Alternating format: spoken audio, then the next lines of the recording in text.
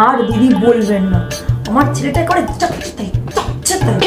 আর আমার জামাই রাজার টুকরো ছেলে, রাজপুত্র যাকে বলে।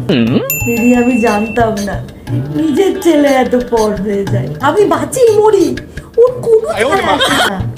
আর ওই এক তো আমার জামাই ভালো মনের মানুষ, দিনে 4 বার আমায় ফোন করে খোঁজ নেয়, মা খাবার খেয়েছেন, মা ওষুধ খেয়েছেন, তাই তো মনে একটু শান্তি হয়। শোনো বিয়ের 4 দিন পর আমার ছেলে আমায় বলে কিনা, মা তুমি রুমটা ছেড়ে দাও, পূজা এসি ছাড়া ঘুমাতে পারে না, আমার এসি রুমটা আমি দিয়ে দিলাম। ও তো আমার জামাই ভালো, পরের দিনকেই আমার জন্য একটা কুলার নিয়ে এসছে, না হলে তো 8 দিন হয়ে গেল দিদি, পায়ে কি ব্যথা।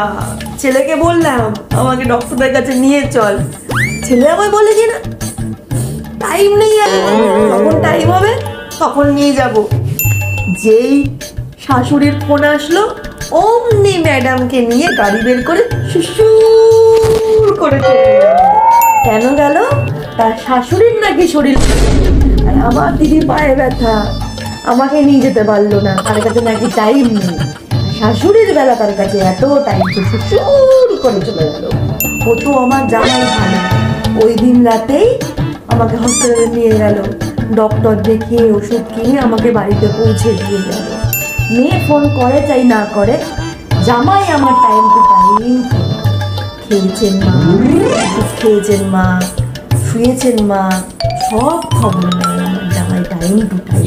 মনে হয় জামাই না, আমার ছেলে, নিজের ছেলে।